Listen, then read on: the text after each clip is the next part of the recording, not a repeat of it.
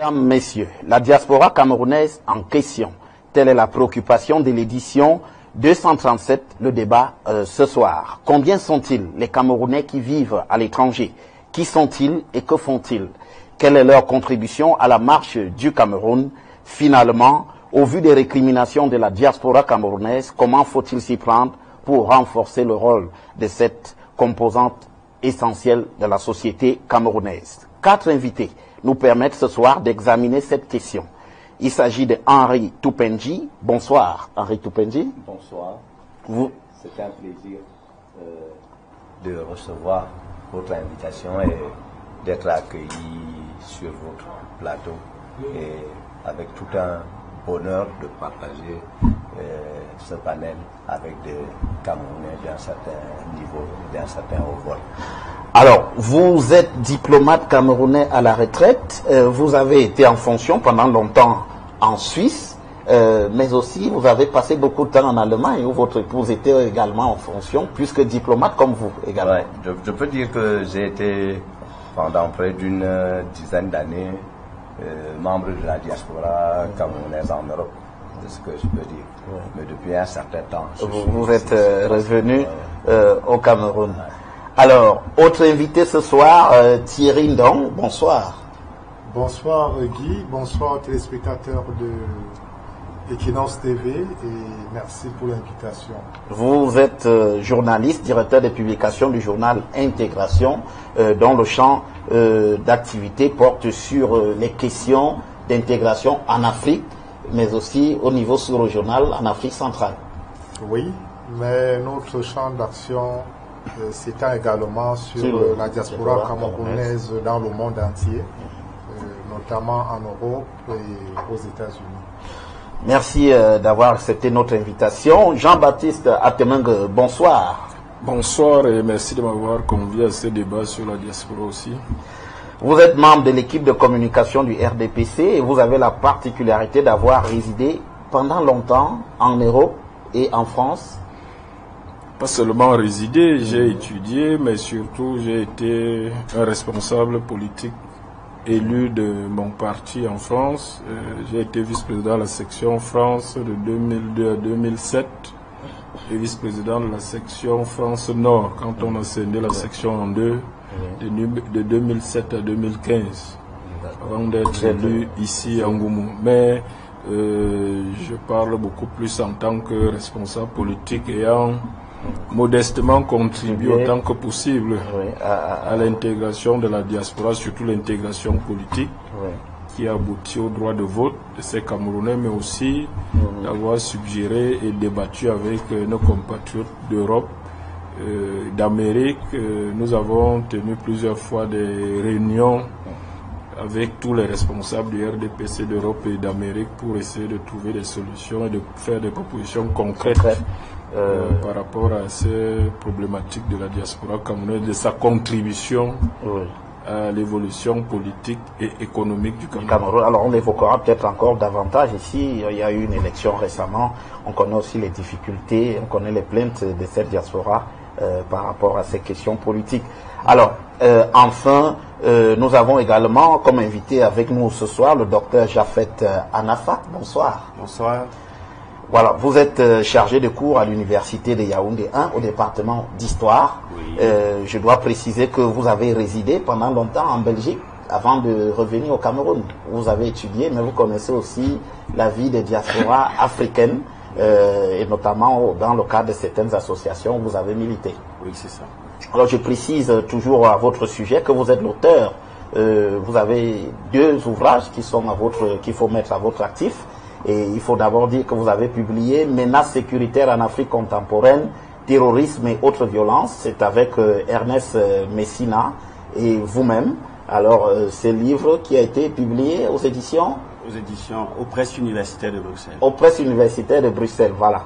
Et donc, nous avons cet ouvrage ici que bien des personnes qui suivent cette émission pourront chercher à se procurer pour en savoir davantage. Alors, nous avons également publié Crise de gouvernementalité en Afrique post-guerre froide, une perspective pluridisciplinaire, cette fois-là avec Achille Bella, qui est également historien, en service au Premier ministère, c'est bien cela? Oui. Voilà. Voilà. Ce livre qui lui a été publié aux éditions Academia. Aux éditions Academia. Voilà. Donc 2 ouvrages, en les parcourant très rapidement, 2 ouvrages de référence, on va dire, qui méritent d'être scrutés avec beaucoup plus d'attention par tous ceux qui s'intéressent aux questions d'histoire et de politique de manière générale. Alors, madame, monsieur, merci encore d'avoir accepté notre invitation ici ce soir sur le plateau d'Equinox Télévision dans le cadre de 237, le débat qui s'intéresse donc à la question de la diaspora camerounaise. D'emblée, messieurs, comment faut-il présenter la diaspora camerounaise aujourd'hui? Et je vous rappelle que les chiffres nous intéressent beaucoup. Alors, Henri Toupenji, vous êtes le doyen sur ce plateau. Qu'est-ce que vous nous dites à ce sujet? Je crois qu'on estime à environ 4 millions, voire 5 millions de Camerounais qui vivent hors du territoire national, en Afrique et dans le monde. Ce qui peut quand même être sujet à caution parce que les repères et les statistiques telles qu'elles sont menées ne sont pas si fiables que cela. Et qu'à cela ne tienne, le Cameroun a une très bonne proportion de sa population dans le monde. Oui. Hors des frontières. Alors, Jean-Baptiste Atemengue, c'est bien des chiffres qui vous paraissent concordants lorsqu'on regarde. Vous avez passé beaucoup de temps en Europe, justement. Oui, ce sont des chiffres, c'est une estimation que j'ai souvent entendue, je ne suis pas spécialiste, mais en France, la difficulté majeure est que, comme dans beaucoup de pays européens, les statistiques ethniques ne sont pas très autorisées. Donc en France, beaucoup de nos compatriotes qui gardent des liens très étroits, qui investissent au Cameroun, mais qui se sont fait naturaliser français, ne sont pas souvent pris en compte dans les statistiques françaises. Donc quand on vous dit en France, il y a 30 000 Camerounais résidents en France, ce sont ceux qui ont des titres de séjour temporaires ou des titres de résidents de séjour de 10 ans et qui sont donc pris en compte dans les statistiques. Tous les Camerounais naturalisés français, devenus français, donc c'est difficile de connaître leur nombre. Tout comme il est difficile de connaître effectivement ceux qui sont encore dans le maquis, les sans-papiers qui cherchent leur intégration dans cette société. Mais très souvent, les chiffres avancés en France, comme en Allemagne, comme en Belgique et dans les autres pays européens sont assez importants. Et je sais que, et de mon expérience personnelle, arrivé en France au début des années 90 pour étudier, nous étions essentiellement des communautés d'étudiants dans la plupart des villes européennes. Après la dévaluation et avec l'accélération de la mondialisation, effectivement, le côté étudiant est devenu marginal. Beaucoup de Camerounais sont arrivés et de Camerounaises pour une expatriation économique. Donc pour se chercher, comme on dirait ici. Donc il y a eu changement changement au niveau des catégories sociales et de la diaspora. Et ainsi qu'au niveau de la répartition géographique. Oui. Parce que avant c'était la France qui était prioritaire. Les pays disons, les villes où il y avait des universités, dans les grandes villes, Paris, Bordeaux, Lyon, Strasbourg, toutes ces grandes villes universitaires, c'est là où on trouvait des Camerounais jusqu'à la fin des années 90 essentiellement. Il y a un spécialiste de la diaspora camerounaise en France, le professeur Kamdem d'ailleurs, je crois, qui enseigne en banlieue parisienne, qui a fait une très bonne étude dessus. Et donc on a vu cet élargissement géographique de l'implantation des Camerounais qui arrivaient, qui ne venaient plus pour des études. C'est ainsi que aujourd'hui, voilà, Mulhouse, Annemasse, des petites villes, par exemple frontalières, qui pour des raisons économiques attirent beaucoup de gens, mais qui à notre époque, quand on est arrivé en France, il n'y avait aucun Camerounais dans ces villes-là. Donc, il y a eu cette mutation à la fois en termes de qualité, d'implantation géographique de ces Camerounais et en nombre forcément. Parce qu'aujourd'hui, partout en Europe, quand vous arrivez, vous êtes d'abord impressionné par le nombre de Camerounais. Pour vous citer un exemple d'une ville que je connais bien, où je suis resté longtemps à Bordeaux, lorsque j'y étais étudiant, il n'y avait pratiquement aucun restaurant dit camerounais. C'est-à-dire, même quand un Camerounais ouvrait un restaurant, c'était en fait un restaurant français géré par un Camerounais, puisqu'il n'avait pas beaucoup de clientèle camerounaise a priori à cibler. Donc aujourd'hui, vous y arrivez, vous avez plusieurs restaurants camerounais, vous avez des salons de coiffure camerounais, vous avez des magasins qui vendent tous les produits camerounais, de la Guinness aux ignames, en passant par les bâtons de manioc, à tout ce que aux ignames, tout ce que au gombo, tout ce que les Camerounais consomment. Et tout ça, on le voit dans toutes les villes aujourd'hui, dans toutes les grandes villes, y compris des petites villes. Donc il y a cette mutation en termes de qualité, et qu'on a vu observer, mondialisation oblige, et surtout, je crois que nous sommes aussi en pleine période de recasement de notre démographie qui explose en Afrique. Alors il ne faut pas s'étonner. Donc je crois que la cause profonde est d'abord celle-là. La démographie africaine aujourd'hui impose que, tout comme les Européens l'ont fait au 19e siècle, quand ils ont connu le boom démographique, ils ont encouragé les migrations, et si les Européens n'étaient pas allés en Amérique, en Afrique, en Asie, coloniser des pays, ils se seraient marchés dessus. Je crois que l'Europe aurait connu beaucoup plus de guerres qu'il n'en a connu. Donc, les migrations permettent à ces pays qui ont des booms démographiques de respirer un peu en évacuant une bonne partie de la population qui ne trouve pas sa place en restant sur place dans le pays d'origine. Nous allons évoquer tous ces détails davantage au cours de ce débat. Alors, docteur Jafet Anafak, vous, c'est la Belgique, on va dire un peu, quand on est en Belgique, c'est un peu le Benelux, on sait à peu près quelle photographie on peut faire à ce niveau-là. Vous êtes resté là-bas de quelle année à quelle année? Disons que par rapport au Benelux, qui n'est pas étranger au modèle français, je ne vais pas m'hasarder à donner des chiffres ici, puisqu'il n'existe pas. Nous avons des difficultés à collecter ces chiffres exacts. Ce qui est important à savoir plutôt, à mon sens, c'est essayer de poser la question: pourquoi est-ce qu'on migre? Pourquoi est-ce qu'un homme décide de partir?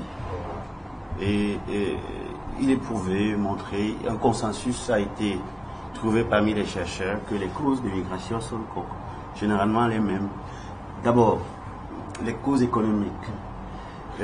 Sur le plan économique, il faut savoir que les hommes aspirent toujours au bien-être. Est-ce que nous allons trouver les meilleures conditions entrepreneuriales? Est-ce que nous allons trouver les meilleures conditions de vie? Est-ce que nous allons avoir un salaire décent?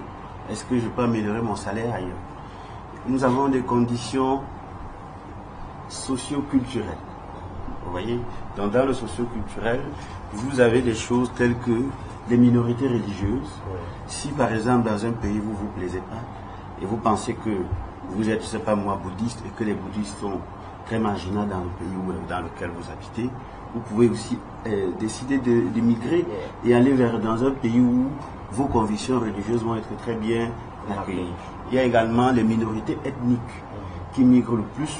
Quand vous avez une minorité ethnique dans un pays, la tendance est à croire que cette minorité n'a pas plus de droits que la majorité, et on voit bien que le processus de migration dans ces communautés a plus de succès. On a également dans le contexte politique dans un pays. Quand vous ne validez pas les institutions d'un pays, quand vous ne trouvez pas convenable les institutions, les droits de l'homme, la démocratie, quand vous vous estimez lésé, ou alors vous avez cette population qui donne l'impression d'être, qui se sentent, enfin, dans tous les pays du monde, qui pensent que la majorité qui gouverne ne tient pas compte essentiellement des éléments qui seraient pour eux prioritaires, ont tendance à vouloir partir. Et puis il y a la famille. Il y a la famille, vous savez, c'est pas facile d'immigrer quand on est l'aîné d'une famille pauvre, ou alors quand on est le dernier né ou fils unique. Et donc en fonction de la situation familiale, de la position d'un enfant et de la position des parents, on constate aussi une forte tendance à l'immigration. il y a aussi la situation de la vie, la situation sanitaire. Et quand on voit que si par exemple dans le côté infrastructure, le côté de la santé, les populations qui ne se sentent pas en capacité de pouvoir se soigner, ou alors estiment que dans leur imaginaire, parce que l'immigration c'est aussi un rêve, dans leur imaginaire, ce qui peut être capable, ce qui est possible, qu'ils puissent trouver ailleurs, alors on voit également que ce sont des facteurs qui permettent à certains de partir. Et donc la sociologie camerounaise n'est pas étrangère à celle-là. Si on voit bien la majorité de ceux qui émigrent et qui partent du Cameroun, ils obéissent à ces critères, à ces facteurs, à ces théories qui sont mondiales, qui sont en fait trouvées dans tous les autres pays. Alors donc, oui.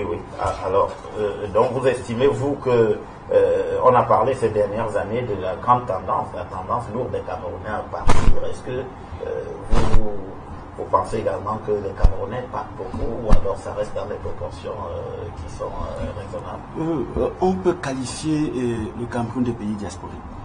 Parce que on n'a pas les chiffres, mais on a la certitude d'une forte communauté camerounaise hors du Cameroun.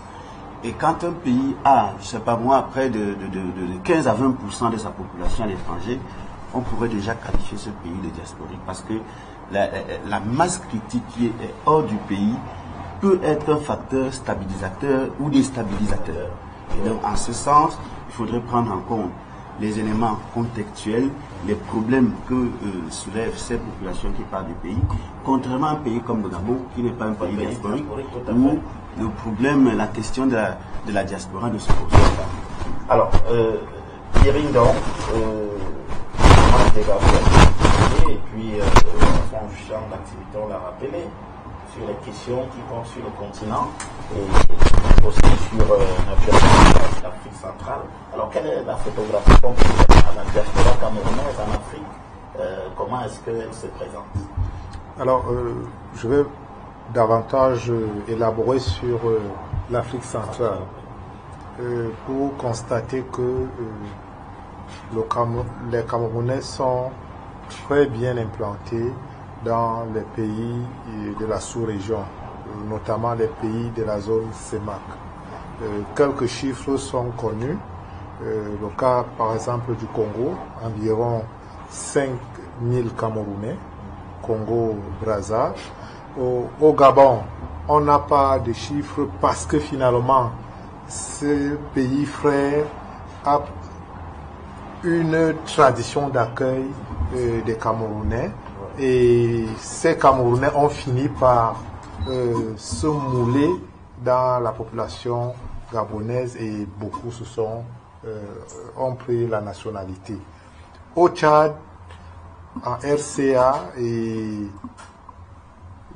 j'en oublie, de la diaspora Guinée équatoriale, la diaspora est très, la diaspora camerounaise s'entend, est très forte. Alors, la cartographie de cette diaspora, on a observé dans des pays comme la RCA, à un moment donné, il y a une dizaine d'années, c'était davantage les étudiants qui allaient chercher des filières que nous n'avions pas ici, notamment la filière médecine. À l'époque, on avait une seule faculté de médecine qu'on appelait à l'époque CUS. Et donc, chez nous, c'était une grande école, très sélective dans l'accès. Par contre, dans un pays comme la RCA, l'université avait toute une faculté, et ça fait que beaucoup de Camerounais allaient étudier. Dans les pays comme la Guinée équatoriale et le Gabon notamment, c'est davantage une diaspora qui va chercher le bien-être. Donc c'est économique. Et il en est de même dans des pays comme le Congo. Vous verrez bien, c'est des pays pétroliers qui attirent beaucoup de Camerounais. Et on a constaté que généralement, la cohabitation est très bonne. Les Camerounais savent s'intégrer à leur milieu de vie, et finalement, ils deviennent comme des autochtones. Voilà. Même s'il y a eu quelquefois, il y a quand même souvent eu quelques... Les escarmouches ne manquent pas. Et au Gabon. Voilà. Oui, c'est des phénomènes qui peuvent s'expliquer. Vous savez, c'est des pays qui ont eu la manne pétrolière. Et à un moment donné, quand on a l'impression qu'il y a beaucoup de monde, même si le cliché n'est pas toujours vrai, parce que si vous regardez bien, moi j'ai fait beaucoup le Gabon, j'ai fait la Guinée et même le Congo. Beaucoup de Ouest Africains, ils viennent sous la casquette camerounaise. Et ça donne l'impression parfois aux habitants de ces pays-là d'être envahis par des Camerounais. C'est une fausse impression. Parce que vous verrez bien au Gabon, ce qu'on appelle les Ouest Africains, ils sont vraiment intégrés. Mais le procès qu'on nous fait souvent, c'est que les Maliens, par exemple, avec qui nous avions des accords de libre circulation, ces Maliens passaient par le Cameroun pour aller là-bas et généralement, on les enregistrait comme des Camerounais. Donc, c'est des problèmes qui sont souvent arrivés et moi je pense que c'est des problèmes liés à toute vie en commun. Alors, il faut préciser à ce sujet que depuis 2016, cet accord a été dissous. Donc, il existe désormais des visas pour entre aller le Cameroun et le Mali, justement. Du fait de Boko Haram. Du fait de Boko Haram. Ouais. Donc, on pense que c'est une décision qui a été prise. On ne sait pas si les deux gouvernements reviendront dessus dans les mois à venir, lorsque la situation comme cela se présente sera revenue dans des bonnes dispositions. Alors, il y a quand même le cas du Nigeria, il faut l'évoquer. On ne peut pas passer sur le cas du Nigeria, qui est notre grand voisin. Jean-Baptiste Atemungue, on a aussi une forte communauté au Nigeria, en Afrique. Oui, c'est un cas, je crois que c'est la première communauté camerounaise à l'étranger. Je n'ai jamais été au Nigeria, mais il fallait le souligner dans le cadre de l'immigration régionale et économique aussi. Donc c'est un atout majeur, puisque nous évoquons l'implication, en tout cas la contribution de cette diaspora au développement du Cameroun. Même en termes politiques, je crois qu'au niveau des Camerounais inscrits à l'étranger, c'est aussi le premier bureau de vote, je pense, et donc il fallait souligner le caractère massif. Et signaler quand même que c'est aussi davantage dû à des liens historiques. Il faut comprendre parce que nous avons avec le Nigeria des accords de libre circulation qui datent, qui ont à peu près 50 ans d'âge. Et puis, au-delà de ça, vous trouverez que nous avons une longue frontière avec le Nigeria qui commence en pays anglophone et s'achève au nord. Donc, c'est les mêmes peuples qui, par le fait de la colonisation, se sont retrouvés séparés, mais qui ont gardé des habitudes de fréquentation qui font que finalement, M. Atemungue le dit, on se retrouve dans une situation où on a la plus grande diaspora camerounaise chez ce pays frère et pays voisin. Alors, on a quand même, on a évoqué la difficulté d'avoir des chiffres très exacts, mais on a tombé d'accord sur le fait qu'on était entre 4 à 5 millions de Camerounais qui vivent un peu partout dans le monde. Mais alors, Jean-Baptiste Atemungue, vous avez commencé à évoquer le fait que il y a eu cette évolution dans la catégorisation de la diaspora camerounaise. Et comment cela se ressent aujourd'hui davantage les activités? Quelles sont les principales activités de la diaspora camerounaise aujourd'hui? On connaît le débat, il y en a qui disent qu'il y a plus de sans-papiers que des personnes, que des Camerounais qui ont la diaspora. Mais on entend aussi d'autres dire qu'il y a des gens, des Camerounais très bien formés, très bien intégrés en Occident. Oui, disons que le Cameroun est devenu résolument un pays de migration après la dévaluation des années 90. D'abord parce que la première immigration, c'est un certain nombre d'étudiants qui sont allés, qui se sont expatriés pour le cas de l'Europe, pas de l'Afrique parce que c'est différent quand même. En Europe, ils sont allés étudier avec la perspective de rentrer et avec la dévaluation, beaucoup ont décidé de s'installer là-bas. Il y a des catégories très précises, je crois que concernant les médecins, les ingénieurs de très haut niveau, le choix était vite fait de s'implanter au regard du pouvoir d'achat qu'ils escomptaient juste après la dévaluation retrouvée ici. Donc, il y a beaucoup de nos compatriotes qui ont étudié avec nous dans certaines universités qui ont décidé de rester en Europe. Je crois que c'est la première vague d'immigration qui est aussi celle, à mon humble avis, qui est qualitativement la plus utile. Parce que c'était des gens que le gouvernement camerounais avait envoyé et financé, et donc avait financé les études, et qui sont restés s'installer professionnellement. Et c'est à partir de là que les autres vagues sont arrivées de migration économique vraiment en Europe. Les gens qui ont commencé à arriver pour chercher une intégration. Alors le débat sur la qualité, les sans-papiers, les professions, c'est un débat qu'on a souvent eu avec la diplomatie camerounaise en Europe. Pourquoi? Parce que effectivement, on part, si vous allez au consulat, vous restez une semaine, vous verrez que vous avez beaucoup plus ceux qui ont besoin d'intégration, qui cherchent des documents consulaires et tout ça, vous avez beaucoup plus des catégories sociales effectivement faibles qui donnent l'impression que la diaspora camerounaise, ce n'est que ça. Mais ce n'est pas le cas. Mais ce n'est pas le cas puisque, je vous dis, la première vague de diaspora bien qualifiée n'a pas besoin de venir à l'ambassade, n'a pas de problème d'intégration, même quand ils ne prennent pas la nationalité française. Le paradoxe, justement, c'est que en Europe, en tout cas pour un pays comme la France, que je connais très bien, tous les Camerounais, toute la communauté qui s'est implantée en France dans les années 70, 80, 90, n'avait pas besoin de naturalisation pour s'implanter forcément. Un médecin, peut-être parce qu'ils ont des clauses spécifiques, ou quelqu'un qui veut être notaire, il y a des professions spécifiques, mais les ingénieurs ou d'autres cadres commerciaux de très haut niveau, sortis de très grandes écoles, n'ont pas besoin de nationalité pour avoir le boulot qui correspond à leur qualification. Donc, très peu, vous irez à Paris, très peu d'avocats installés depuis les années 90 ont la nationalité française. Ils sont résidents, ils gardent leur nationalité camerounaise, ils n'avaient pas besoin de se naturaliser pour s'intégrer professionnellement. Paradoxalement, ce sont les nouveaux immigrés qui arrivent, qui n'ont que ce canal-là pour s'intégrer.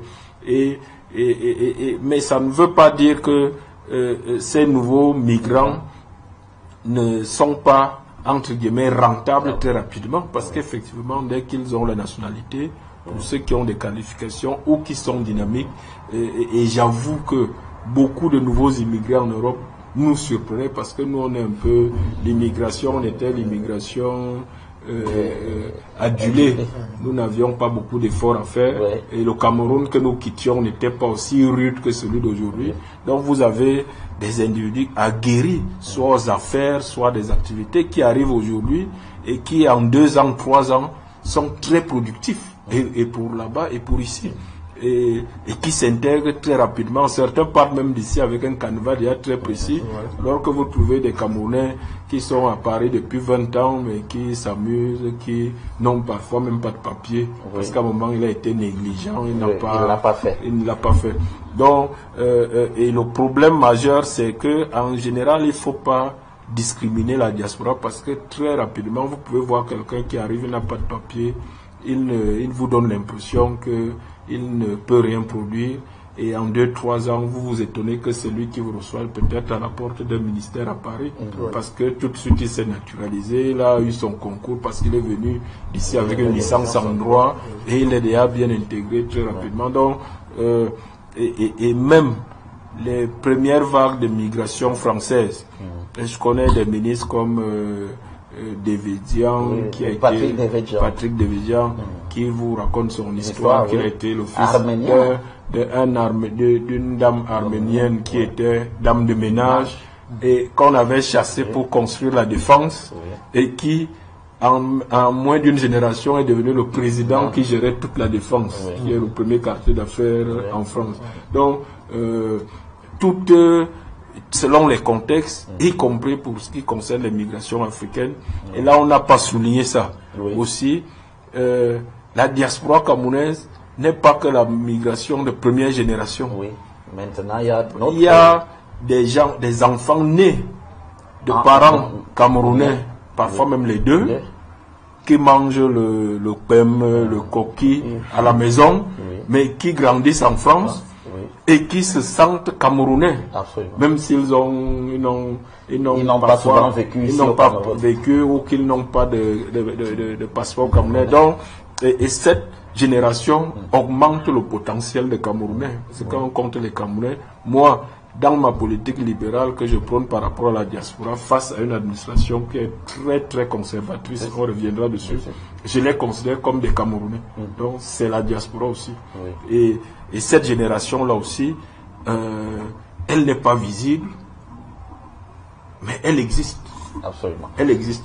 Alors, Henri Toupenji, au niveau quand même des chiffres, on a dit en Allemagne, c'est presque 27 000 Camerounais, pas loin de 30 000.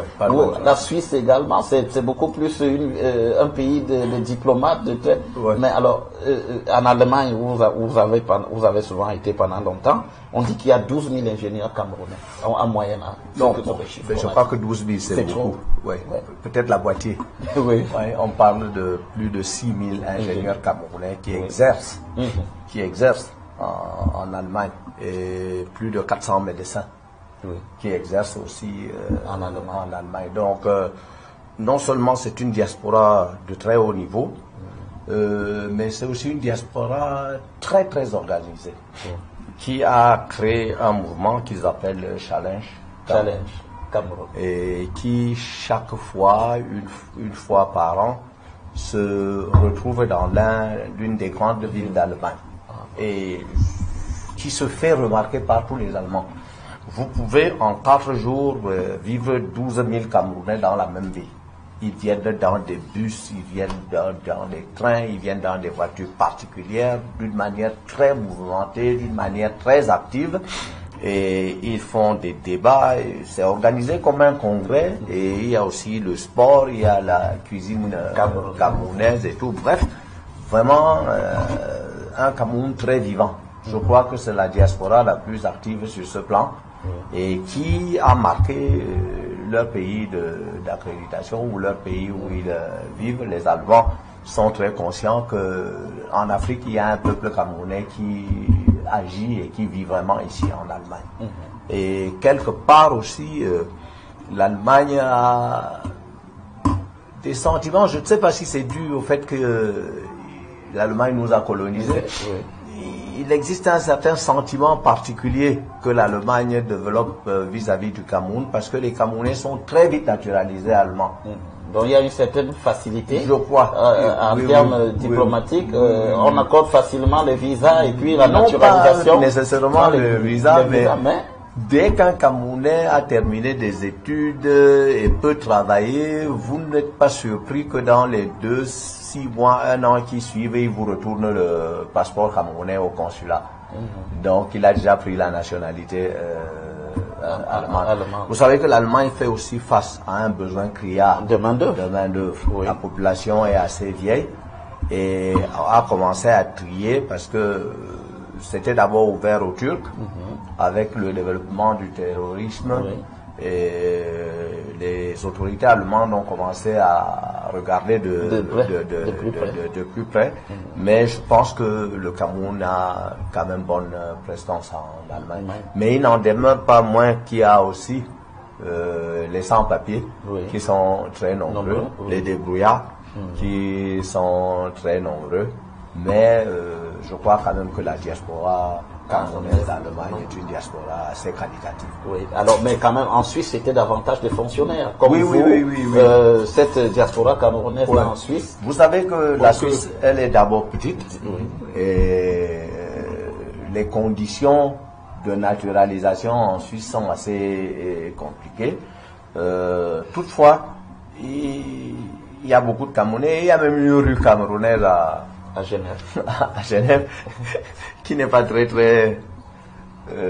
comment je dirais, qui n'est pas très recommandable, vous voulez dire. Oui, qui n'est pas très recommandable. Oui. Voilà. Une rue camerounaise dans un autre sens, oui. Ou quand vous voulez partager certaines choses avec les Camerounaises, vous y allez. Vous y allez voilà. Très vite.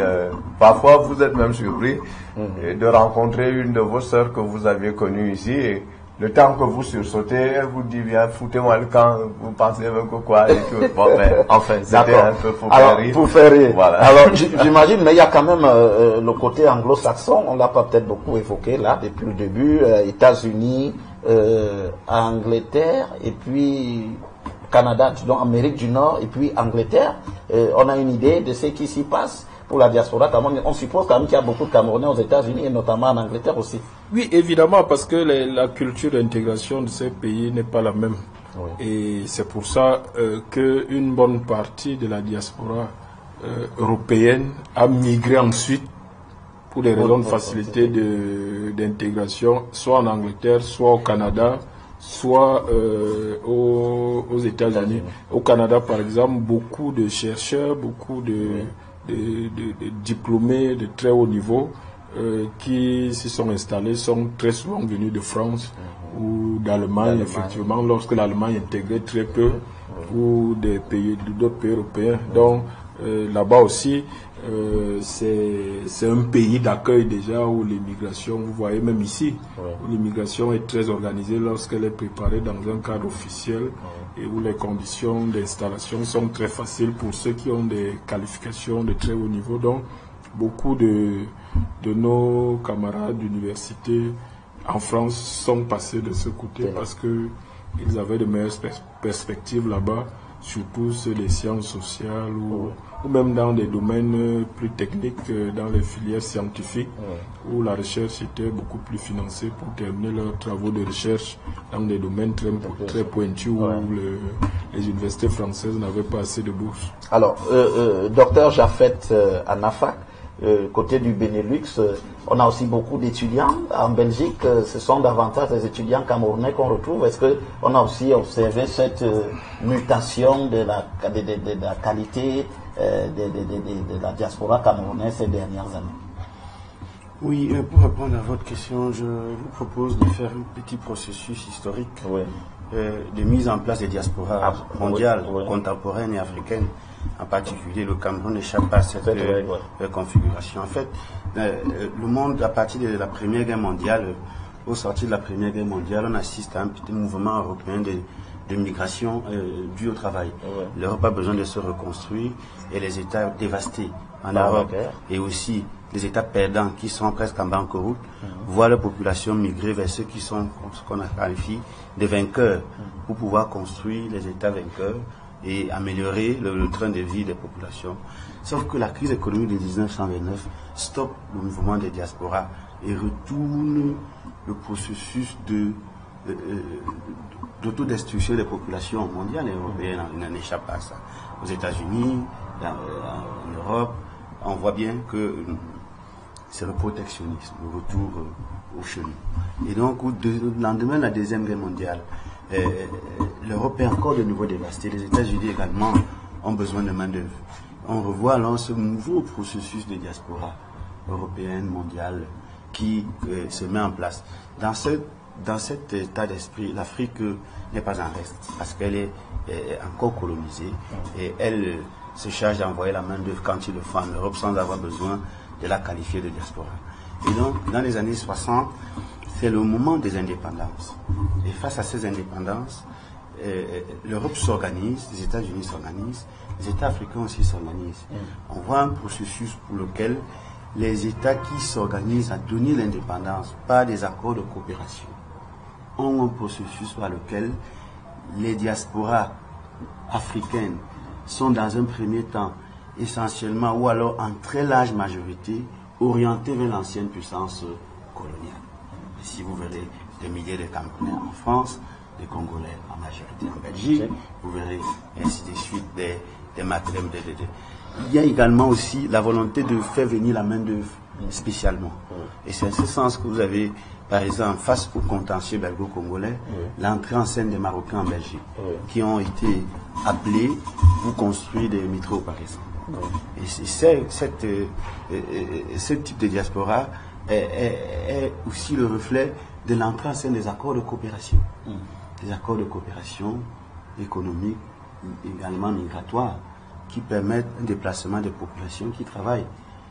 Ce processus d'accord économique de migration, ce processus d'accord d'indépendance qui met en place, qui cale les diasporas africaines, s'achève dans les années 70, 1970, est un moment où, avec le choc pétrolier, avec le resserrement de la crise économique, on met fin, aussi bien en Europe, aussi bien dans les États-Unis et autres, aux migrations économiques sauvages.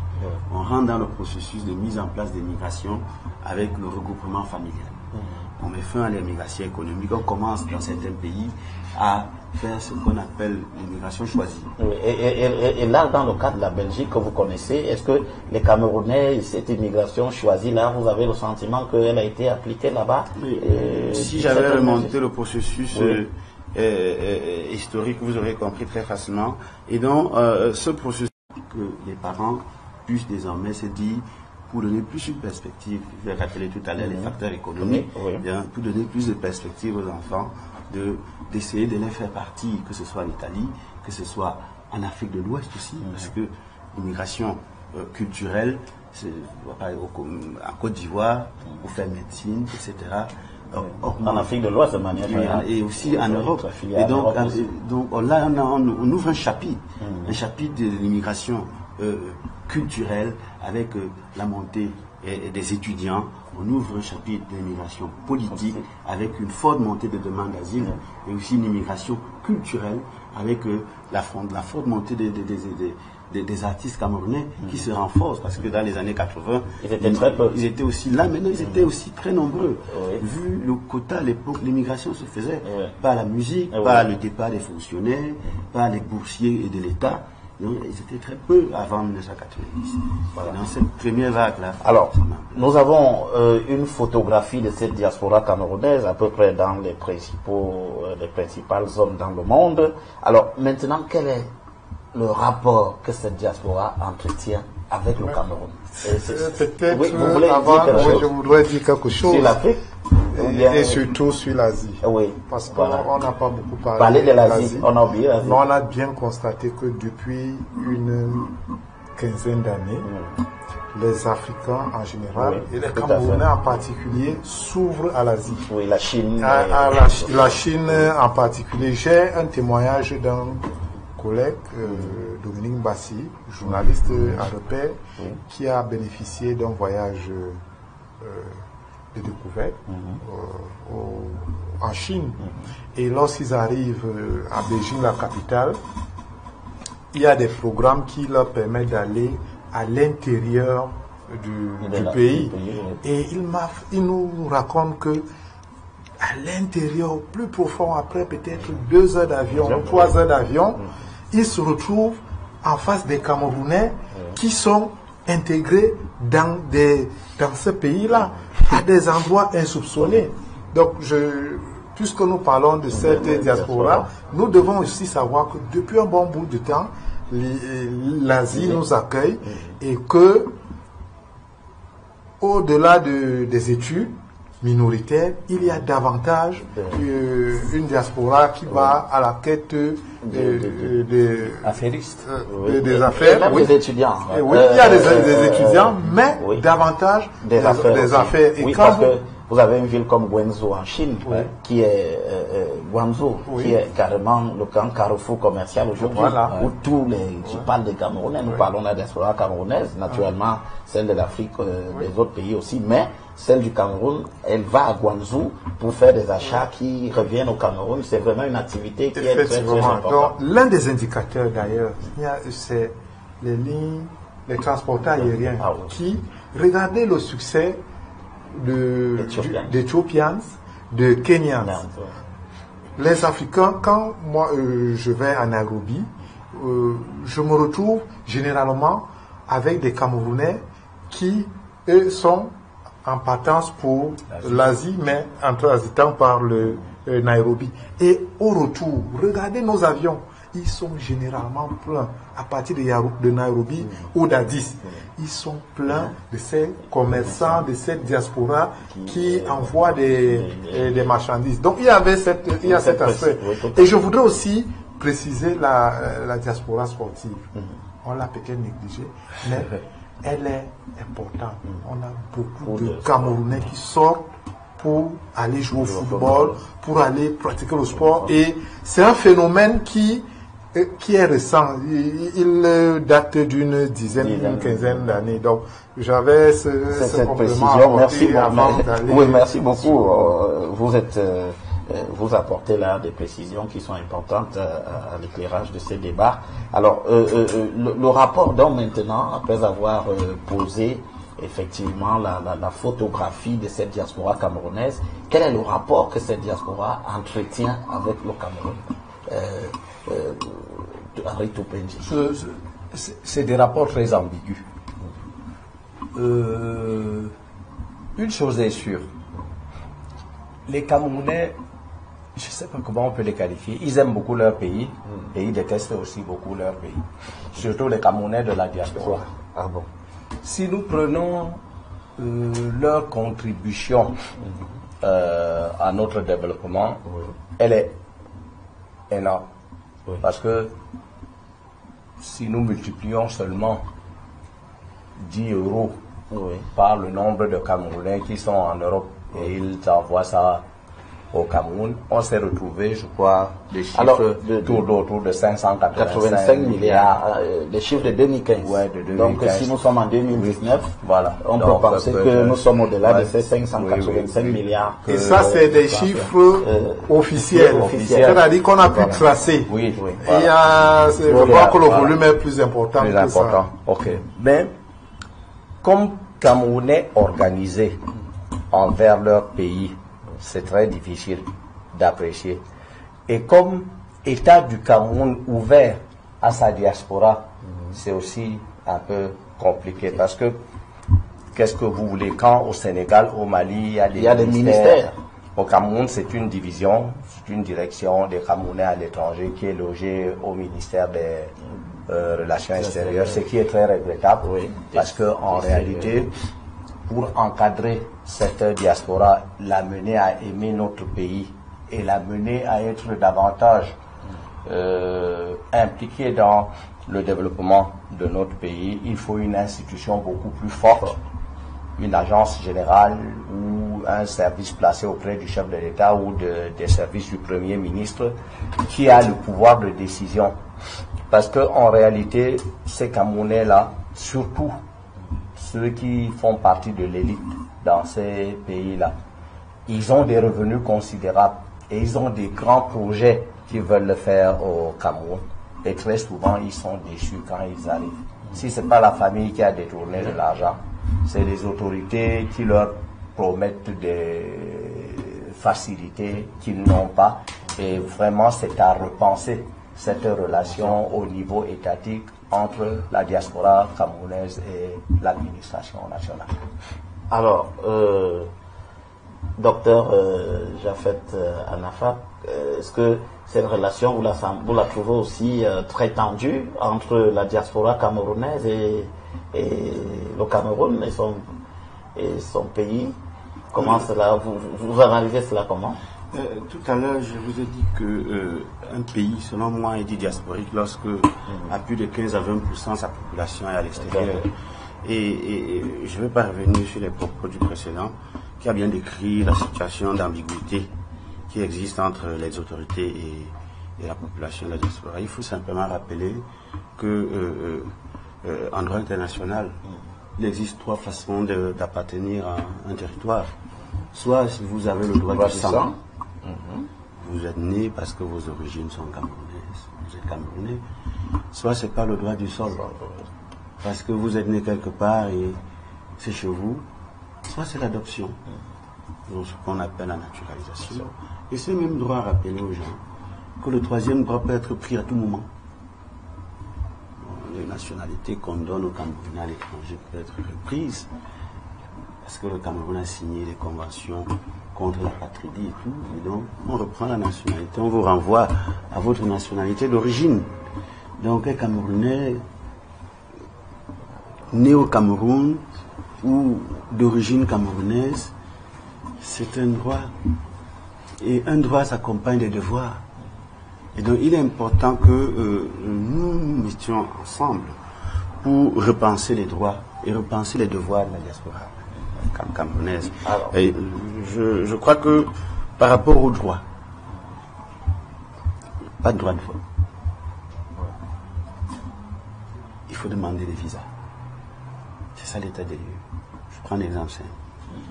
Un monsieur qui est au Texas, qui a perdu sa mère à Bamenda et qui doit venir l'enterrer ici.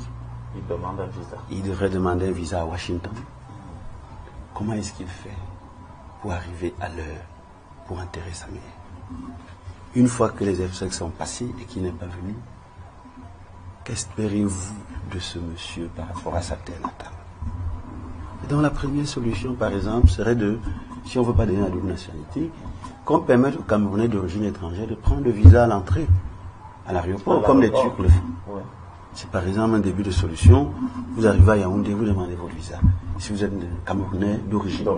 Parce qu'évidemment, comme je vous ai dit, si vous êtes Camerounais d'origine ou si vous êtes par le droit du sol, vous avez des droits. Parce que c'est votre famille qui est là, c'est votre... Et ces droits s'accompagnent des devoirs. Et donc, en face de cela aussi, il faudrait donner à la diaspora des devoirs, des obligations.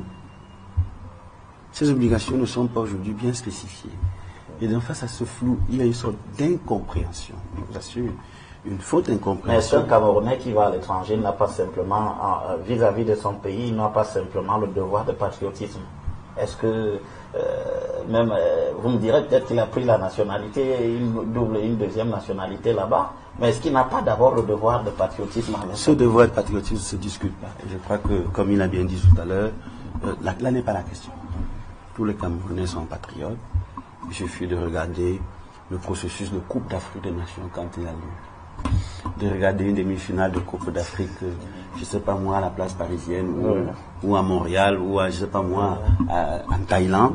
Et parfois même, je ne vous coupe pas, ces Camerounais partent de leur pays d'accueil pour aller participer, supporter les Lions dans le pays où s'organise la CAN. Donc le patriotisme, c'est un sentiment qui ne se discute pas. Je crois que ce débat devrait être très vite balayé. Il est question des droits et des devoirs. Et il faudrait qu'on spécifie les droits de la diaspora et qu'on spécifie très bien leurs devoirs. Aujourd'hui, à mon humble avis, ils n'ont pas de droits. Ils n'en ont presque pas. Ils ne décident pas de... Ils n'en ont pas. Vous n'êtes pas d'accord? Je vais m'expliquer. Je vais m'expliquer. Il semble un peu étonné que vous disiez que les Camerounais, la diaspora, n'ont pas beaucoup de droits. Oui, expliquez-vous. Je parle du postulat que j'ai avancé au début. Ça dit que quand vous appartenez à un pays, parce que c'est votre sang, parce que c'est votre sol, c'est un droit divin, c'est un droit de Dieu. Et c'est pas un droit qu'on le retire. Vous voyez? Et on vous exige par ces droits des devoirs, des obligations. Vous devrez notamment remplir ces obligations qui sont le fondement de la nation. Et donc, autant qu'ils n'ont pas de droits, ils n'ont pas beaucoup de devoirs. Et oui, bien entendu, puisqu'ils estiment qu'ils n'ont pas de droits naturellement. C'est ce que j'essaye de dire. On a donc besoin d'une grande réconciliation pour fixer les droits de la diaspora et imposer à la diaspora des devoirs. Alors, il y a eu un forum de la diaspora qui s'est tenu en 2017. Oui. Alors, est-ce que ce n'était pas déjà un début de solution? Alors, pour ajouter de l'eau à son moulin, il faut dire de façon simple que les Camerounais de l'étranger se sentent mal aimés par la mère patrie. Et le président de la République en est conscient. Si je m'en tiens à la rencontre qu'il a eue avec les Camerounais de France, je crois en 2009.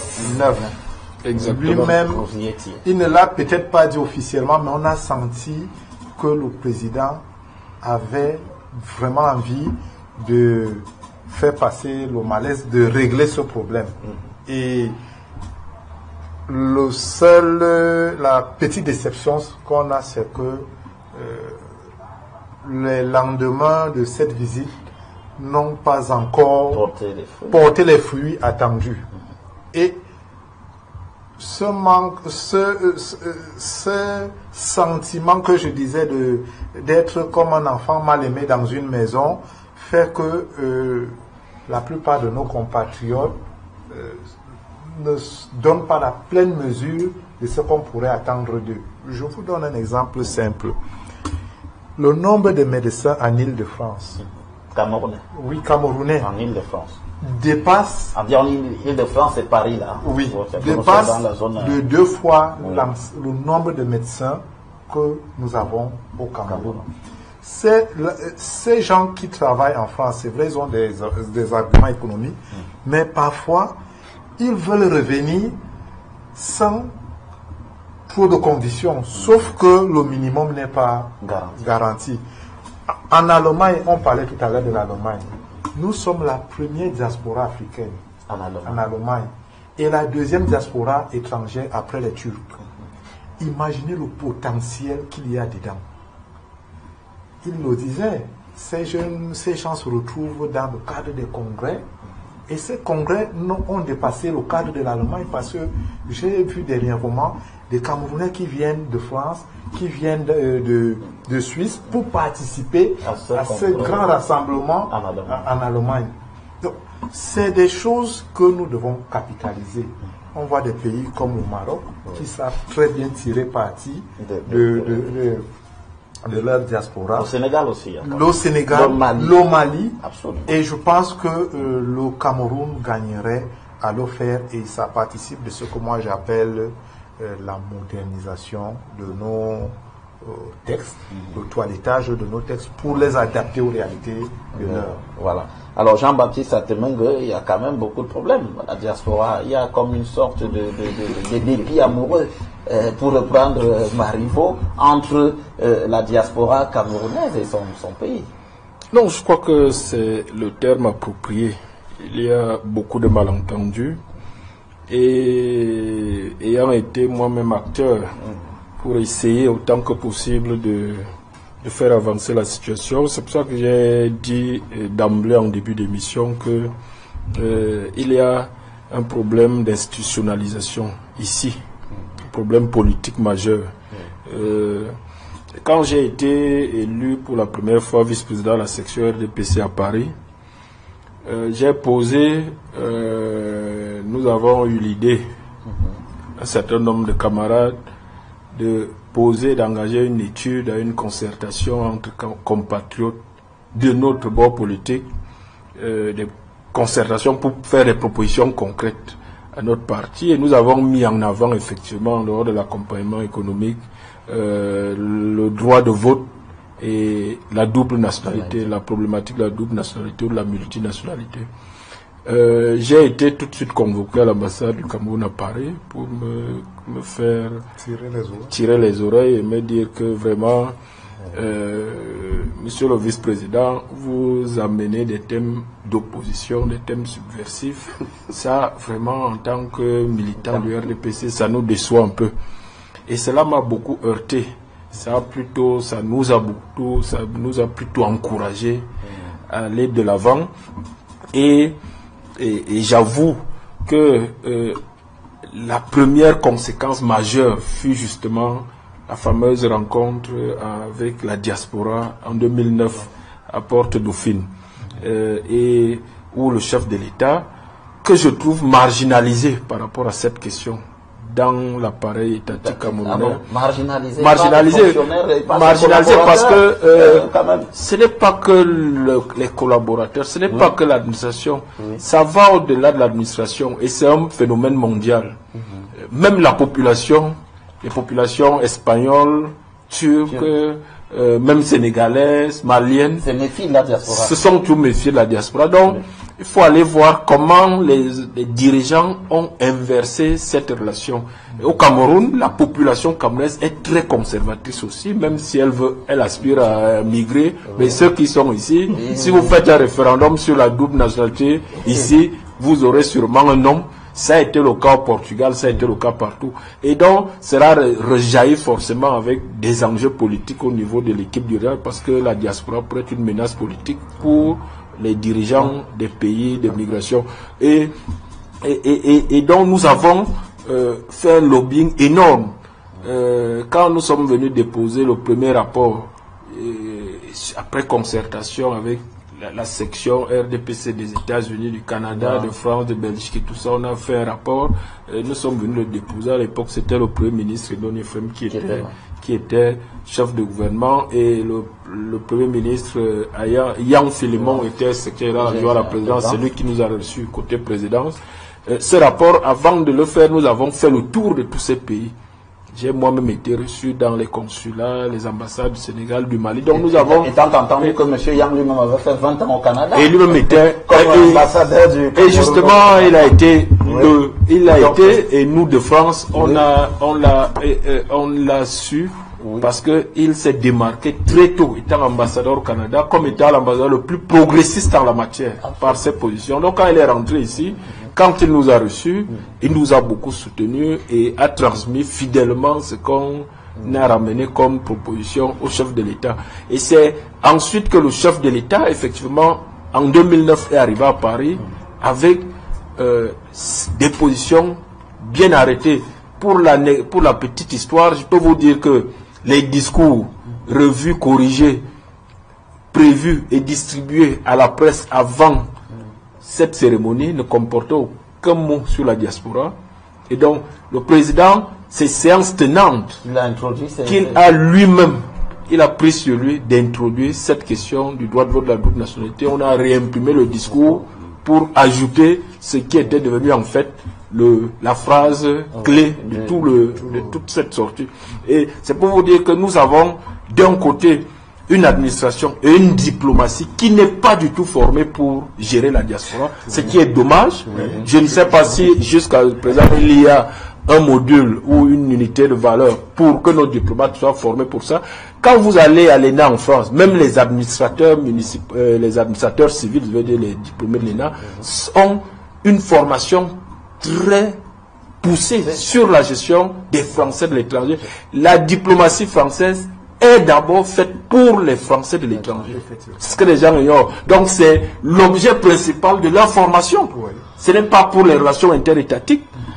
Or ici, notre diplomatie est formée essentiellement pour les relations interétatiques. Donc vous allez dans les ambassades, et c'est pour ça qu'il y a généralement, moi j'étais responsable politique en France, nous passions le temps à faire la médiation entre les services consulaires, les diplomates et les Camerounais pour essayer de trouver des terrains d'entente, parfois pour des choses simples, tout simplement par manque de communication, et parce que les diplomates camerounais ne sont pas formés pour ça. Ils ne sont pas formés pour ça. Or ailleurs, c'est le premier objectif de formation d'un diplomate quand il va à l'étranger, c'est d'abord pour s'occuper de ses compatriotes à l'étranger, et les rapports interétatiques suivent après. Quand moi je suis allé à l'ambassade du Mali par exemple, qui tire énormément profit, plus que des relations interétatiques de sa diaspora, le consulat du Mali à Paris, l'ambassade du Mali à Paris, c'est comme si c'est l'ambassade des Maliens de France d'abord. Et quand le président malien vient à Paris, vu le rôle politique et économique que joue cette diaspora, c'est d'abord sa première mission, avant même l'Élysée. Peut-être aujourd'hui avec des enjeux sécuritaires, ça a changé, parce que la France soutient beaucoup. Donc, le problème de cette incompréhension vient, je pense, vient du côté de l'État et la diaspora elle-même, qui arrive aujourd'hui par tous les moyens, donc par des moyens souvent non encadrés, n'est pas politiquement mûr. Nous sommes un jeune État. Et échappe au contrôle finalement de l'État. Non, je crois qu'il y a un problème. Nous sommes un jeune État. Nous le vivons ici. Le même degré d'incivisme que les Camerounais font à Yaoundé, ils jettent les ordures en route, ils font des bruits, ils font des églises, ils empêchent leurs voisins de dormir, ils font ceci. Cet incivisme est la preuve de l'immaturité des Camerounais dans leur relation avec l'État, avec l'intérêt général, la notion d'intérêt général. Donc, nous, quand ces Camerounais se retrouvent à Paris, pourquoi vous voulez que ici au Cameroun, ils ont de mauvais rapports avec l'État, avec l'intérêt général, qu'ils aient de bons rapports avec l'ambassade? Donc, c'est des deux côtés. Alors, mais sauf que les responsables doivent nouer des relations et nous allons revenir dessus. Ce qui est dommage, c'est que c'est un gisement énorme. Voilà, on va revenir, on va revenir qui est exploité à peine à 20%, parce qu'on a parlé de la diaspora camerounaise en Allemagne, en France, c'est pareil, dans les universités, les grandes entreprises. Chez les anglo-saxons, l'intégration est encore plus facile, c'est même pire. Donc, c'est des richesses inouïes que ce pays, notre pays doit il y a quand même pas à la décharge de la diplomatie camerounaise, mais une petite précision. C'est le nombre des effectifs. Le Cameroun a un problème majeur avec les effectifs dans les ambassades. Parce que vous pouvez retrouver en France, aujourd'hui, on a essayé de renforcer l'ambassade et le consulat, mais vous pouvez vous retrouver avec 3 diplomates pour 27 000 Camerounais. Je peux prendre l'exemple de l'Allemagne. Pendant très longtemps, il y avait à peine 2 ou 3 cadres pour s'occuper de 27 000 Camerounais. Donc, même s'ils sont des dons d'ubiquité ou s'ils sont des sorciers, ils ne peuvent pas donner satisfaction à la demande. Et ce n'est pas valable qu'en Allemagne, c'est presque partout dans nos ambassades. C'est vrai que ça coûte énormément cher aussi de remplir les ambassades d'un certain nombre de diplomates, mais aujourd'hui ça s'avère très très nécessaire si on veut capitaliser la diaspora. Mais pour ajouter moi ça c'est une évidence, mais cette évidence devient critique tout simplement parce que nos missions diplomatiques ne se sont pas modernisées dans leur outil de gestion de la diaspora. Parce que moi, quand j'ai fait mes enquêtes, ça fait 10 ans, plus de 10 ans, au consulat du Bénin, c'est un seul agent qui gère tout, parce que tout est informatisé. Que ce soit l'extrait d'acte de naissance, la carte consulaire, tout est dans l'ordinateur. Or, à l'ambassade du Cameroun à Paris, par exemple, qui reçoit le plus grand nombre, quand vous y allez maintenant, vous êtes submergé. Mais tout est fait à la main. Ce qui est inadmissible aujourd'hui. Et d'ailleurs, ça pose un problème de transcription, parce que ces enfants qui sont nés là-bas, qui rentrent ici, s'ils ont besoin d'acte de naissance, d'extrait, ils vont faire comment? Donc, par moment, les documents ne sont pas sauvegardés. Donc, avec les outils modernes, il faut booster tout ça pour que... et ensuite, nous avons... Ce que j'ai découvert quand j'ai mené mes enquêtes, nous avons néanmoins en Afrique noire la carte diplomatique la plus dense en termes de nombre de missions diplomatiques et de consulats en Europe. Le Sénégal, par exemple, en a moitié moins, le Mali encore beaucoup moins. Nous avons beaucoup d'implantations diplomatiques, il faut les optimiser, leur doter d'outils de communication et de travail modernes pour simplifier ce travail. Mais il y a d'abord aussi l'état d'esprit. La diaspora n'a pas à être contre, disposée en esprit à bagarrer contre ses fonctionnaires. Alors, monsieur, ils doivent aller dans le même sens. Vous évoquiez Jean-Baptiste Atemengue et tout le monde d'ailleurs, vous évoquiez cette visite du président Paul Biya en 2009 en France, vous avez évoqué la diaspora, mais on se souvient aussi que le président Paul Biya, en 1987, lors d'une visite en Allemagne, avait bien appelé, avait dit qu'il fallait que les étudiants camerounais rentrent au Cameroun. Il y avait ce processus qui avait été lancé, mais il s'est arrêté net. On n'a plus. Mais le président Biya n'a pas fait que la réception de 2009. Je crois que. Oui, d'accord. Depuis 2009, généralement, quand il va maintenant à l'étranger, s'il a l'opportunité et le temps, il rencontre les Camerounais en France. Il a rencontré la diaspora plusieurs fois. Voilà, vous avez dit qu'il était.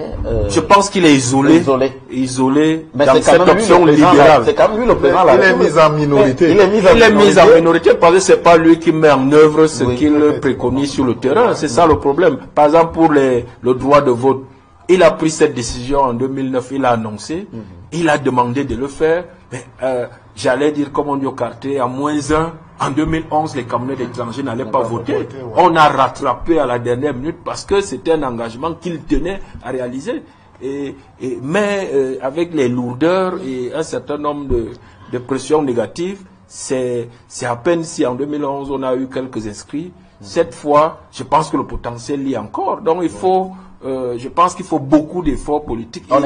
Cette fois, on était à 18 000. Par contre, sur les 5 millions à peu près, vous dites. Par contre, au niveau de l'institutionnalisation, le problème est à ce niveau. Je pense que c'est à ses côtés qu'il doit avoir un chargé de mission ou un conseiller spécialement dédié à la diaspora, ou un membre du gouvernement. Oui, ou un ministère. Le ministère ici, c'est le ministère de terrain. Il y a quelqu'un au premier ministère et l'équivalent à la présidence. Donc, je crois qu'il faut le même dispositif pour la diaspora pour que ça soit vraiment une préoccupation politique majeure. On perd beaucoup.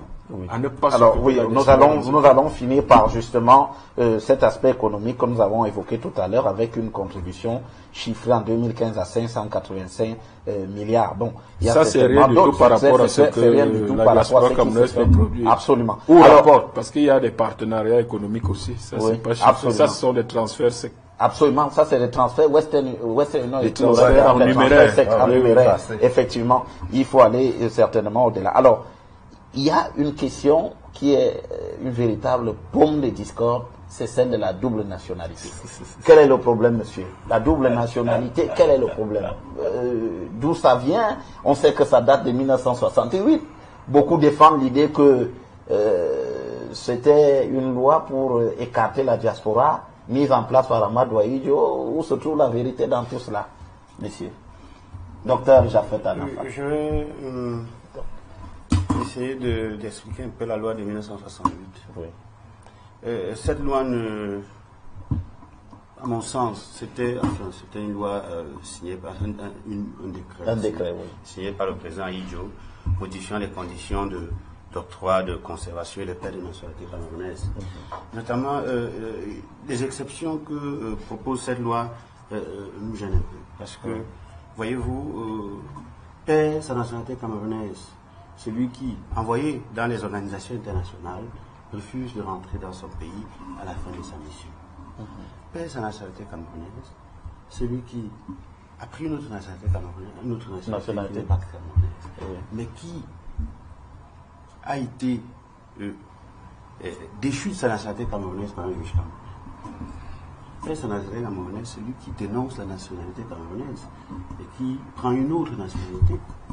Conserve sa nationalité, une femme, parce qu'elle s'est mariée à un autre qui n'est pas camerounais, et conserve sa nationalité camerounaise. Vous voyez, il y a plein d'incongruités, les deux poids, deux mesures. Une loi qui était inscrite à l'époque dans le cadre du parti unique, une loi qui était inscrite à l'époque dans les périodes où le contexte et le droit international privé, parce que le droit international privé, c'est le conflit de loi et le conflit de juridiction. Il n'avait pas assez évolué, les cas étaient différents. Et donc depuis 1990, il y a une évolution de la sociologie camerounaise, une évolution des droits politiques. Les femmes ne peuvent plus avoir des difficultés à se déplacer. Vous savez parce qu'avant, il fallait autorisation du mari, de l'époux, mais ce qui n'est plus le cas aujourd'hui. Donc, voilà. Cette loi a beaucoup d'incongruités. Je pense d'ailleurs que par rapport à la Constitution de 1996, on pourrait avoir des difficultés à la mise en application de cette loi. Elle est anticonstitutionnelle, vous pensez? Jean-Baptiste Satemengue, non, elle est anticonstitutionnelle. Elle est clairement, à partir du moment où elle discrimine les femmes, les hommes des droits qu'ont les femmes. Par exemple, celles qui acquièrent une autre nationalité par le mariage ont le droit de garder leur nationalité d'origine, ce qui n'est pas le cas des hommes. Donc, ne serait-ce que sur ce plan-là, elle est anticonstitutionnelle. Oui, mais il y avait une explication sociologique à l'époque. Qui a évolué aujourd'hui. Voilà, parce que nos sœurs qui contactaient un mariage avec un étranger, pouvaient être aussi renvoyés ou pouvaient divorcer et avoir des difficultés à rester dans leur pays de mariage. Il fallait qu'elles aient la liberté de rentrer dans notre pays. Ça, c'était une approche qui a favorisé donc cette disposition. Et je vais aussi ajouter que la question de la double nationalité est très complexe. Elle est complexe parce que c'est d'abord pas tous les pays qui acceptent la double nationalité. L'Allemagne, par exemple, n'accepte pas. Vous êtes allemand? Vous êtes allemand. Vous n'êtes pas allemand et étranger. Donc, pour que le Cameroun institue la double nationalité avec l'Allemagne, ça deviendra presque impossible. La France, qui accepte le principe de la double nationalité, a encadré ça par des lois. Ce qui veut dire que si nous aussi, on accepte la double nationalité avec la France, il faut harmoniser les deux lois. Pour être un peu plus technique sur le terrain, je vais vous donner quelques exemples. Vous êtes Camerounais, Français, vous avez la double nationalité. À Paris, vous frappez sur un Français et vous vous réfugiez à l'ambassade du Cameroun, puisque vous êtes aussi Camerounais. Ça doit être encadré. Est-ce que l'ambassade doit vous rendre aux autorités françaises ou alors vous rapatrier? Vous êtes Camerounais français ici, et puis vous frappez sur un Camerounais et vous vous réfugiez à l'ambassade de France. On a quand même entendu ce genre de débat avec l'affaire, quelques affaires ici. On a entendu Maître Youm, l'affaire Lydia Youm. Ça doit être, Michel Thierry à Tamana. Ça doit être très encadré. Oui. C'est au cas par cas et pays par pays. C'est pas qu'on va se lever un matin, le président va décréter que chaque Camerounais est libre d'avoir 2 ou 3 ou 4 ou 5 nationalités. Non. C'est sur le plan diplomatique assez compliqué. Mais est-ce qu'il n'y a pas plus d'avantage à avoir plusieurs nationalités pour la richesse même du Cameroun? On a vu par exemple la colère de Richard Bonnat qui dit qu'il ne revient pas au Cameroun parce que c'est un pays de merde. Lui, il a plusieurs nationalités, mais c'est quand même ses ambassadeurs. Lui, par exemple, fait partie de ces ambassadeurs qui contribuent à rehausser l'image du Cameroun. Cette phrase a-t-elle été dite? Non, bien entendu. Il a refusé toute une médaille. Oui, il a refusé toute une médaille. Ah oui, Richard Bonnat, je l'ai trouvé capricieux. Oui. Pour un Camerounais, donc, qui a porté très haut l'étendard, le drapeau de notre pays dans son domaine, il n'en demeure pas moins que c'est parce qu'il est même Camerounais qu'il a cette aura-là. Donc, je l'ai trouvé trop sévère. Tu peux pas te fâcher contre un Camerounais et enrôler toute une nation derrière. Tout dépend des problèmes qu'il a eu. C'est vrai, je sais pas maîtrisé. On a dit qu'il avait perdu ou sa maman il a eu des difficultés à pouvoir revenir au Cameroun. Tel que nous connaissons Richard Bonnat, je ne pense même pas qu'à l'aéroport on peut lui refuser. Encore faut-il déjà embarquer à partir il faudrait quand même que la disposition soit claire, comme disait le docteur Jafet Anafak. Il faudrait qu'il soit clair que lorsque vous embarquez à l'aéroport à Paris, à Yaoundé, vous pourrez prendre un visa. Oui. J'allais préciser 2 choses. Oui. Premièrement, les autres pays africains où j'ai mené mes enquêtes, Mali, le Sénégal, le Burkina, le Bénin, ces pays jusqu'aux années 90 n'acceptaient pas non plus la double nationalité. Donc ce sont des réformes récentes pour la plupart de ces pays. Et pour ce qui est de l'Allemagne, effectivement, elle n'accepte pas la double nationalité, mais c'est beaucoup plus lié, à mon humble avis, à leur trajectoire historique. L'Allemagne a perdu la Première Guerre mondiale, a subi la deuxième, a subi, en perdant la première, elle n'est plus devenue, elle a cessé d'être une puissance coloniale, donc c'est renfermée pour sa construction avec un esprit vraiment isolationniste et sans volonté d'expatrier. Il y avait très peu d'espace où on pouvait les accepter. Allez, donc ils sont restés sur ce champ. Et ce qui doit guider la décision politique doit être l'intérêt et l'environnement, l'intérêt de la nation et l'environnement mondial et régional. Et à ce niveau, si dans les années 70, nous n'étions pas vraiment un pays de migration, donc aujourd'hui, ça, nous le sommes totalement. Et donc, les intérêts ont changé. Ouais. Et le contexte mondial aussi a changé.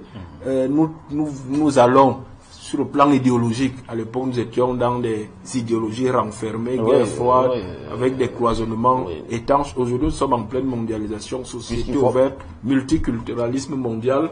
Et donc, nous avons un environnement mondial qui a changé et nos intérêts même qui ont évolué. Donc, à mon humble avis, la question ne se poserait pas. Ne devrait plus se poser. Ça, c'est un combat que nous menons, que je mène à mon petit niveau. Il faut quand même dire qu'en 1968, lorsque Ahmad Daoudio prend cette loi sur la double nationalité, nous sommes quand même à la veille d'une élection présidentielle. Et j'allais prendre un dernier exemple, la Chine. Oui. Chine. La diaspora chinoise. La Chine est restée longtemps, mais vraiment idéologiquement, très opposée à sa diaspora. Oui. Quand on faisait partie de la diaspora chinoise, on était l'ennemi de la révolution. D'emblée. Si on migrait même, parce qu'on migrait forcément en fuyant, on était l'ennemi de la révolution, donc de la Chine. Et comment la Chine a mentalement changé ses rapports à sa diaspora pour que cette diaspora devienne le vecteur numéro 1 de la mondialisation, de la modernisation de la Chine. Parce que l'investissement direct étranger en Asie, l'espionnage industriel, l'investissement étranger en Chine, c'est la diaspora chinoise qui en est à l'origine à plus de 75%, directement ou indirectement. Et c'est ainsi que les dirigeants chinois, à un moment, ont dû changer leur paradigme et distribuer les passeports chinois. On l'a vu à Paris, le puissant Tang, qui était un multimilliardaire, c'est lui qui a mené toute la diplomatie française en Chine. On a vu le même phénomène à Londres, aux États-Unis, et c'est le même phénomène qui se produit aussi aujourd'hui très massivement en Inde. Donc, le monde a changé, les intérêts ont changé, le nationalisme, le patriotisme aujourd'hui, c'est le nationalisme ouvert et en relation avec l'autre, y compris les nôtres qui sont ailleurs. C'est forcément ça le patriotisme. Se renfermer et interdire la double nationalité aujourd'hui est contre-productif et antipatriotique au Cameroun, je pense. Alors donc, il faudrait que les lignes bougent encore davantage en ce qui concerne le Cameroun. Mais ça que nous permet d'évoquer également justement ce poids effectivement économique de la diaspora camerounaise. Nous l'avions évoqué tout à l'heure, nous avons dit 585 milliards. Cela est juste pour les envois directs d'argent. Mais il y a certainement elle pèse mieux la diaspora, elle pèse plus encore la diaspora camerounaise. Ce qui va déjà chercher dans près de un peu plus de 20% du budget du Cameroun. Bon, j'ai quelques chiffres là, c'est 11% du budget. Pas du budget, du PIB. Du PIB, de 11% de ce que les entreprises privées reçoivent comme financement. D'accord.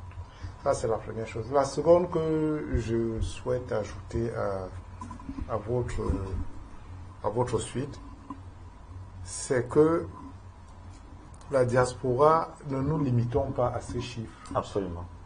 La diaspora camerounaise contribue à travers d'autres actions. Je vois parfois des séminaires de santé qui sont organisés, on peut appeler ça des voyages de santé. Pouvoir médecin camerounais basé en France ou aux États-Unis qui amène ses collègues et qui organise une session de traitement des cas pointus. On a le cas célèbre de la Fondation du Cœur avec le professeur Lomogoum. Voilà. Vous qui êtes, si vous allez dans d'ancien à Belgique, on voit bien ce qu'il fait ici. Si vous allez dans ce sens, cette diaspora est organisée comme notre société. Elle a une certaine forme de repli identitaire. Vous avez les associations les mêmes qu'on a ici, qui se retrouvent là-bas. Association des ressortissants, Babangoum, association des ressortissants, Douala, association un peu partout, et qui financent le développement de leur village, de leur localité, qui ont des projets. Je connais des villages à l'ouest qui sont illuminés au solaire aujourd'hui à partir de leur diaspora. Ils construisent des hôpitaux, ils financent des centres de santé, de tout ce qui est social. Pour ça, si on ajoute à leur contribution financière, c'est même plus costaud. Voilà, donc c'était pour dire que cette diaspora, ne nous limitons pas aux chiffres financiers. Elle a plusieurs autres apports que nous ne mesurons pas et qui peuvent davantage être capitalisés si nous y mettons un peu plus d'initiative, si nous y mettons un peu plus d'enthousiasme, si nous y mettons moins de crainte à les accueillir. Oui, Oui, Jean-Baptiste, ça te oui, parce que c'est vraiment le point le plus important quand on fait un débat sur l'apport potentiel de la diaspora au Cameroun. C'est que nous sommes partis des grandes réalisations aux grandes opportunités. Tout ce qu'on est en train d'investir là, les infrastructures, les ports, l'électricité, tout ce potentiel, les premiers acteurs qui pourraient véritablement exploiter ce potentiel, c'est dans la diaspora qu'on les trouve. Et c'est vraiment de façon inimaginable. Que ça soit parce que l'économie mondiale, aujourd'hui, quand on veut transférer la valeur ajoutée d'ailleurs vers ici, c'est deux choses. D'abord, la science et l'innovation, et ensuite, le savoir-faire, le capital, et qu'il faut ramener. Et dans ces deux domaines précis, je vous dis, je prends l'exemple de la Chine, que nous admirons aujourd'hui, c'est la diaspora chinoise qui en est à l'origine. La Chine maoïste, archaïque, affamée, ne pouvait pas sortir de cette misère sans la diaspora. Il faut le savoir. Et nous devons savoir que nous, c'est un gisement la diaspora. Ce n'est pas l'administration. Quand on mène des guerres ici, qui est entré à l'ENAM, qui est entré je ne sais pas où, ça c'est rien du tout. Moins d'un Camerounais sur 10 va travailler dans l'administration dans l'avenir. C'est l'entrepreneuriat qui va faire la richesse du Cameroun, qui va même payer les impôts pour que les fournisseurs soient payés. Or, pour qu'il y ait cet entrepreneuriat, il faut un certain nombre de conditions. Et ces conditions nous viennent d'ailleurs.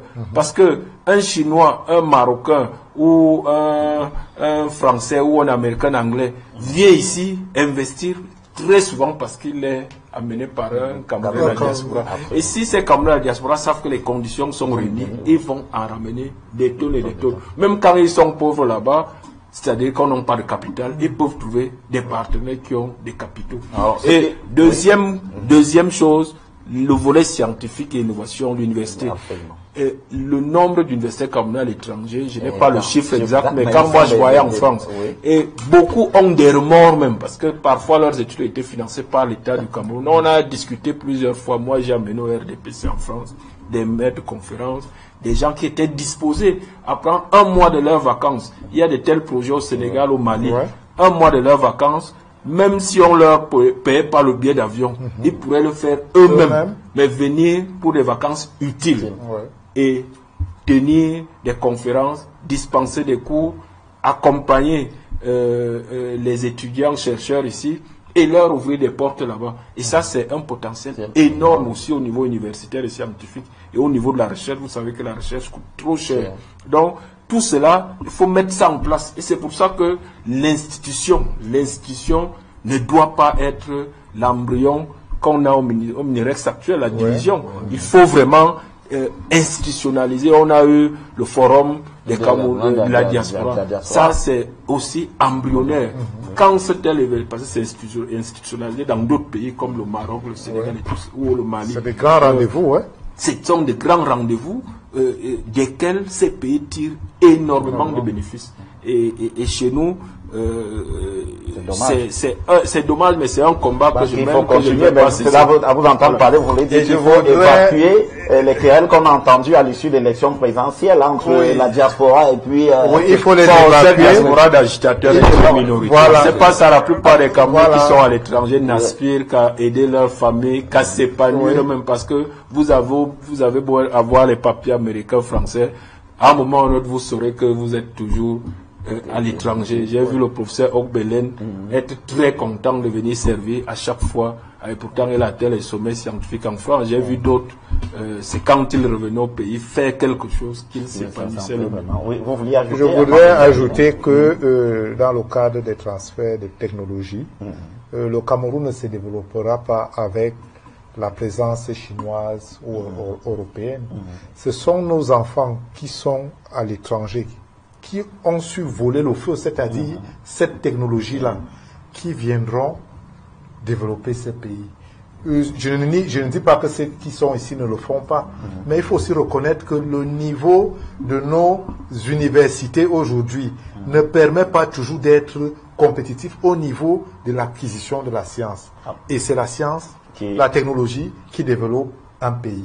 C'est le premier gisement, les ressources humaines sont la première richesse. Docteur Anafak, rapidement. Oui, vous savez, la diaspora, l'apport de la diaspora pour le Cameroun, beaucoup ont déjà, les compagnonnistes ont donné beaucoup de choses.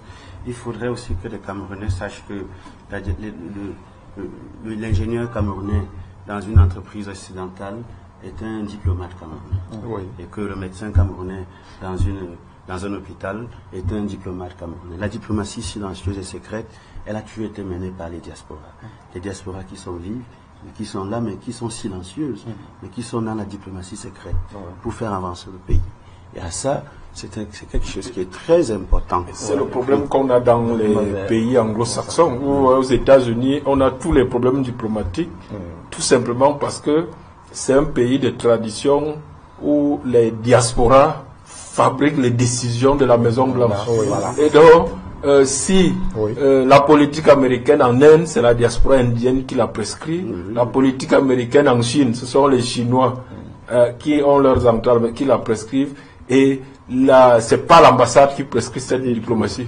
Donc, c'est pour conforter cette idée que la diaspora est le premier agent diplomatique d'un pays, quelle que soit la fonction et le rôle qu'il joue dans ce pays. Si vous prenez, je crois qu'allez consulter Madame Ketia Cortés, qui a beaucoup fait dans la coopération décentralisée, elle vous dira que les premiers ponts de la plupart des partenariats qu'elle a noués en Europe, en France ou ailleurs, sont des ponts construit par les Camerounais de la diaspora.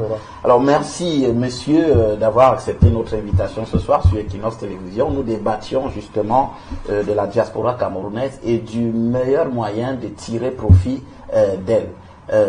Madame, monsieur, merci de nous avoir suivis pendant ces 90 minutes. Je vous donne rendez-vous mercredi prochain pour une nouvelle édition de 237 le débat. C'est sur Equinox Télévision. À très bientôt. Restez en compagnie de notre